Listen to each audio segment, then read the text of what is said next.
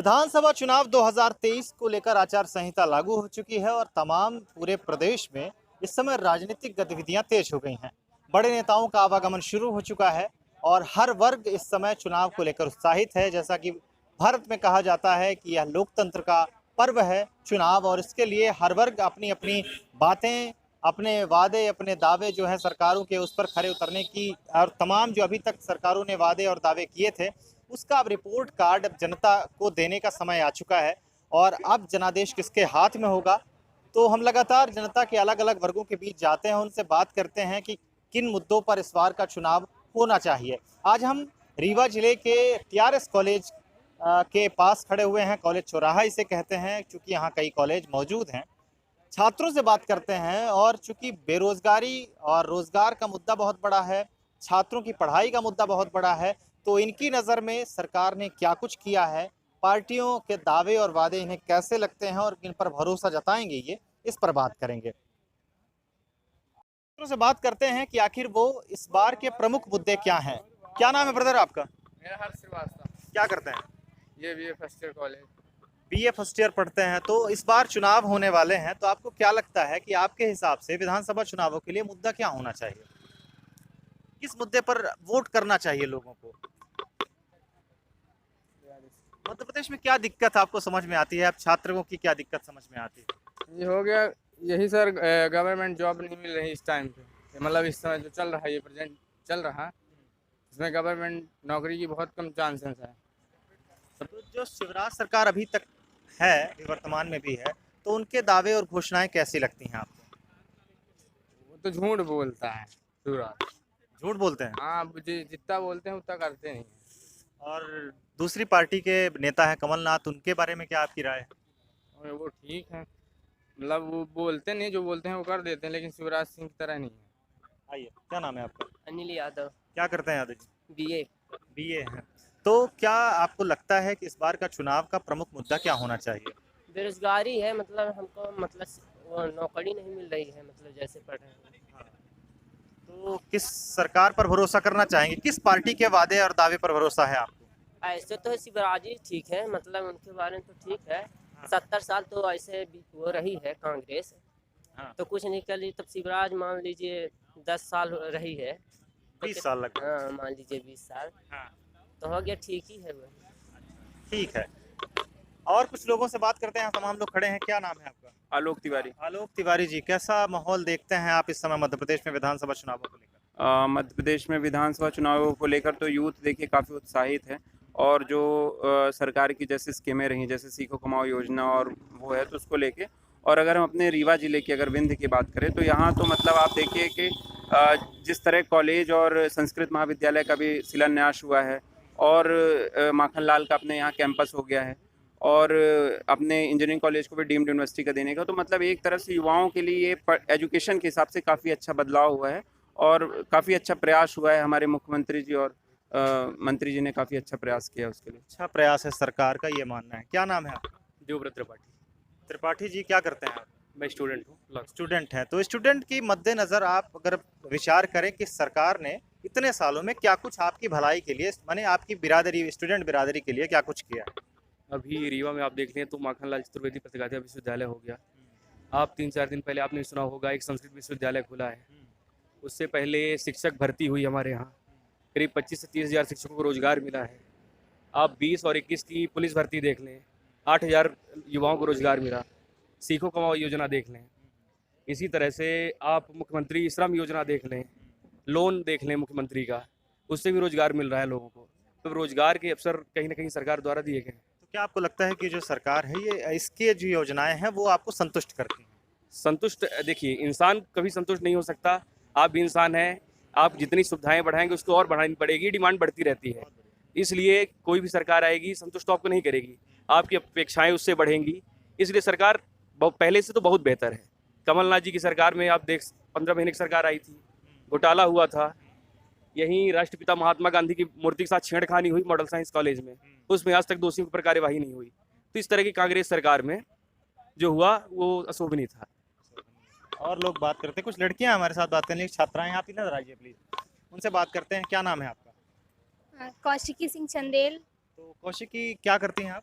मैं BA honours की छात्रा हूँ। आपको क्या लगता है कि इस चुनाव में प्रमुख मुद्दा क्या होना चाहिए? मतलब क्या चीज़ों को सोचकर लोग वोट करें? किस पार्टी को वोट करें और किन चीज़ों का ध्यान में रखकर वोट करें? अ, मैं तो ये कहूँगी कि भले कहने को इतने रोज़गार के अवसर दिए जा रहे हैं, सीखो कमाओ, लेकिन किसी भी प्रकार का कोई लाभ नहीं हो रहा है। कहने को जनरल वालों को भी आरक्षण दिया जाना चाहिए, लेकिन किसी भी प्रकार की 2017 से एसआई की भर्ती आई। हम लोग बीए के छात्र हैं और एमपीपीएससी अगर करना भी चाहें तो 2019 से लोगों के सिलेक्शन नहीं हो रहे हैं, और एसटी एससी वालों को इतनी छूट दी जा रही है कि जनरल वाले आगे बढ़ ही नहीं पा रहे हैं, और ईडब्ल्यूएस, लेकिन किसी भी प्रकार का आरक्षण इसमें नहीं दिया जा रहा है।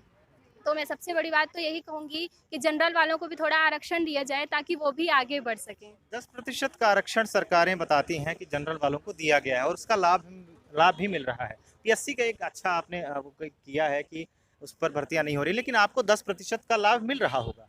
नहीं, सिर्फ 2 या 3 नंबर, 10% तो बहुत है। 2 या 3 नंबर का मुश्किल से लाभ मिलता है, ज़्यादा नहीं। तो आपको लगता है कि बेरोजगारी और रोजगार ये प्रमुख मुद्दे होने चाहिए। हाँ। इसके अलावा कैसी सरकार जो चली है उस पर आपकी क्या राय है? उत्तर प्रदेश की सरकार नहीं, इस जो सरकारें हैं अभी, उत्तर प्रदेश की नहीं, मध्य प्रदेश की शिवराज सरकार की जो अभी तक सरकार रही है, उस पर आप क्या राय व्यक्त करना चाहेंगे? कैसी सरकार रही है? जैसे तमाम सीखो कमाओ योजना है, युवाओं के लिए युवा उद्यमी योजना है, इस तरह सीखो कमाओ योजना भले एक योजना आई, लेकिन उसमें ज़्यादा लोगों को लाभ नहीं मिला।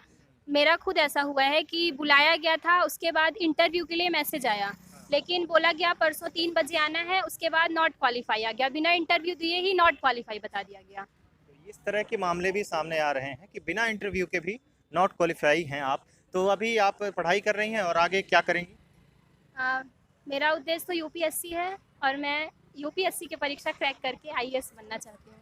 बहुत शुभकामनाएं आपको। तो ये तमाम लोग हैं जो अपनी अपनी राय बता रहे हैं कि सरकार कैसे काम कर रही है और सरकार क्या काम करना चाहती है।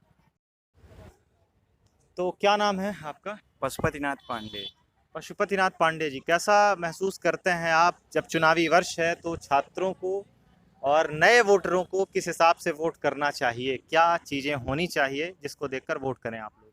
हमारे अनुसार से तो जो नए वोटर्स आ रहे हैं, जिनका अभी अभी वोटर लिस्ट में नाम जुड़ रहा है, उनको यही चीज़ करना चाहिए कि किसी भी पार्टी को देखकर वोट ना करें, या फिर प्रत्याशी या फिर जातिगत आधार पर वोट नहीं करना चाहिए। हमेशा जो प्रत्याशी हो उसकी योग्यता के आधार पर वोट करना चाहिए, क्योंकि चूँकि यदि अपन पार्टी को देखकर वोट करते हैं तो जो हमारा जनप्रतिनिधि होता है वो काफ़ी कई बार अच्छा नहीं होता है। वो कई बार जातिगत लोगों को, अपने करीबी लोगों को ज़्यादा बढ़ावा देता है और अपनी जो क्षेत्र होता है उसका विकास करने में कहीं ना कहीं पीछे हो जाता है। तो इसीलिए जो नए वोटर्स हैं उनको कहीं ना कहीं योग्यता के आधार पर वोट करना चाहिए। हमेशा ये देखना चाहिए कि हमारे क्षेत्र में जो हमारा जनप्रतिनिधि है वो हमारे क्षेत्र में उसकी आगे की रणनीति क्या है, वो युवाओं के लिए रोजगार के अवसर प्रदान कर रहा है कि नहीं कर रहा है, वो किसानों के लिए नई नई नीतियां और रचनात्मक कार्य करने में आगे कदम बढ़ा रहा है कि नहीं बढ़ा रहा है, श्रमिकों के लिए अच्छा काम करेगा कि नहीं करेगा, इंफ्रास्ट्रक्चर का काम करेगा कि नहीं करेगा, वहाँ पास जो मंदिर हैं और भी जो धर्म के केंद्र हैं उनके लिए भी कुछ अच्छा काम करेगा कि नहीं करेगा। बहुत बढ़िया भाषण देते हैं आप। क्या आप किसी पार्टी से छात्र नेता हैं, किसी पार्टी से जुड़े हुए हैं? नहीं, मैं अखिल भारतीय विद्यार्थी परिषद प्रदेश अच्छा। कार्यकारिणी सदस्य हूँ। क्या बात है, बढ़िया है। तो अभी आप चूंकि आप एबीवीपी के हैं तो जाहिर तौर पर आपकी एक पार्टी निर्धारित है, तो अभी कुछ दिक्कतें हैं, कुछ ऐसा लगता है कि हमारी सरकार ने इस बार ये काम नहीं कर सकी है, किसी कारणवश ऐसा लगता है छात्रों के हित में? देखिए, सबसे पहले तो मैं आपको बताना चाहता हूँ कि विद्यार्थी परिषद किसी भी राजनीति का समर्थन नहीं करता। अच्छा। वो हमेशा राष्ट्र की जो राष्ट्र हित के लिए काम करता है, चाहे वो कोई भी पार्टी हो, उसका समर्थन जरूर करता है। जिस पार्टी का विचार राष्ट्र हित के लिए होगा उसके लिए वो करता है, और हम लोगों को भी यही सिखाया जाता है। तो हम लोग भी जो, यदि मान लीजिए कोई भी पार्टी हो या कोई भी नेता हो, उसका काम यदि अच्छा रहता है तो हम लोग उसके साथ उसका सहयोग करने के लिए हमेशा आगे आते तो हैं। आपने 15 महीने की सरकार कमलनाथ की देखी और फिर अपनी सरकार देखी, भारतीय जनता पार्टी की सरकार देखी, शिवराज सिंह चौहान मुख्यमंत्री बने, तो दोनों पार्टियों में, दोनों ही सरकारों में क्या अंतर दिखा? देखिए, अभी चूंकि विगत 15 वर्षों से शिवराज सिंह जी की सरकार थी और काफ़ी कम समय के लिए कमलनाथ जी की सरकार आई थी, तो चूंकि उनको इतना ज़्यादा समय नहीं मिल सका कि वो मध्य प्रदेश के लोगों को दिखा सकें अपनी कार्य क्षमता क्या है। चूँकि जितना भी समय मिला तो हमने देखा कि हाँ, किसानों का कर्जा काफ़ी हद तक माफ़ हुआ था, बिजली का बिल भी यानी उन्होंने जो अपने वचन पत्र में दिया था वो काफ़ी हद तक काम करने के लिए प्रयासरत थे। जहाँ तक कि शिवराज सिंह जी की बात है तो अभी पटवारी घोटाला भी देख सकते हैं, वो भी उनका एक वो है। उनको अभी एक कौन बनेगा करोड़पति में एक वो भी वायरल हो रहा है कि उनको घोषणा मशीन कहा जाए, लेकिन वो फेक है। लेकिन फिर भी वास्तविकता है ये, फेक वो तो ठीक है, फेक है, लेकिन वो काफ़ी हद तक झूठी घोषणाओं के लिए फेमस हो रहे हैं। कांस्टेबल का देख लीजिए, मतलब मैंने देखा है कि रीवा में इतने बड़े बड़े काम हो रहे हैं, विकास हो रहे हैं माननीय मंत्री जी के द्वारा, फिर भी रोजगार के अवसर जो हैं तो वो रीवा के लोग क्षेत्रीय युवाओं को नहीं मिल पा रहे हैं जिस स्तर से चाहिए। बहुत बढ़िया, जिस ईमानदारी से और जिस तरह से आपने बताया है, निश्चित तौर पर दर्शकों को भी समझ में आएगा और मैं तारीफ भी आपकी करूँगी। बहुत अच्छा बोलते हैं आप। क्या नाम है आपका? मेरा नाम अभिनय सिंह बघेल है और मैं या भाजपा सरकार हो या कांग्रेस सरकार, मैं किसी पार्टी के समर्थन में नहीं बोलूँगा, क्योंकि मैं पहली बार वोट कर रहा हूँ। क्या बात है, पहली बार वोट करने वालों को बीजेपी एक चीज़ याद दिलाती है कि आप 20 साल पहले नहीं देखा था आपने, और उस समय कांग्रेस ने ऐसी ऐसी गलतियां की थी, रोडें नहीं थी, लाइटें नहीं थी। ये आपके भी संज्ञान में पड़ी हैं ये चीज़ें? ये कई बार पड़ी हैं और हमारे गांव के लिए भी रोड नहीं थी, ऐसा मैं मानता हूँ। अच्छा, ऐसा भी है, बहुत बढ़िया। हाँ, और अब बनी है। मैं कहता हूँ कि जो 70 सालों में काम नहीं हुआ वो बीजेपी गवर्नमेंट ने किया, पर छात्र नेतृत्व को दबाने के लिए कांग्रेस सरकार और बीजेपी सरकार कोई कसर नहीं छोड़ ली है। छात्र संघ चुनाव हुआ था, लास्ट टाइम कब हुआ था आपको भी पता है। छात्र संघ चुनाव हुआ, मोबाइल फ़ोन मिलते थे छात्रों को फर्स्ट ईयर में जैसे ही प्रवेश लेते थे, और जबकि कोविड में सरकारों ने बढ़ावा दिया था स्मार्टफोन के लिए, ऑनलाइन स्टडी के लिए, स्मार्टफोन दोनों ने बंद कर दिया। कमलनाथ सरकार ने बंद किया, पर शिवराज सरकार आई तो उन्होंने भी स्टार्ट वो स्कीम नहीं की। तो अब आपको लगता है कि आपने दोनों ही पार्टियों को घेरा है, अब आपको लगता है कि आपके हिसाब से कौन सी पार्टी थोड़ा ज़्यादा बेहतर है जिसको वोट कर देना चाहिए? मतलब ऐसे ही बता दीजिए, विचारधारा के आधार पर। विचारधारा के आधार पर तो बीजेपी ठीक रहेगी। अच्छा, बीजेपी। क्योंकि कमलनाथ हमारे यहाँ एमपी के लिए कोई अच्छा चेहरा नहीं है उनके पास सीएम कैंडिडेट के लिए। वो स्वयं चेहरा है आजकल। कौन? कमलनाथ जी। नहीं, को भी समझ में आएगा और मैं तारीफ भी आपकी करूँगी। बहुत अच्छा बोलते हैं आप। क्या नाम है आपका? मेरा नाम अभिनय सिंह बघेल है और मैं या भाजपा सरकार हो या कांग्रेस सरकार, मैं किसी पार्टी के समर्थन में नहीं बोलूँगा, क्योंकि मैं पहली बार वोट कर रहा हूँ।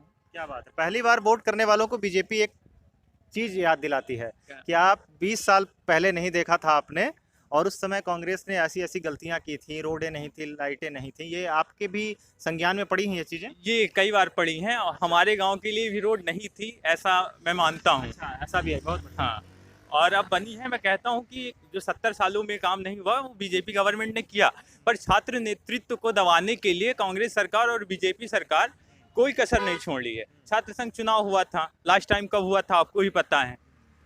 छात्र संघ चुनाव हुआ, मोबाइल फ़ोन मिलते थे छात्रों को फर्स्ट ईयर में जैसे ही प्रवेश लेते थे, और जबकि कोविड में सरकारों ने बढ़ावा दिया था स्मार्टफोन के लिए, ऑनलाइन स्टडी के लिए, स्मार्टफोन दोनों ने बंद कर दिया।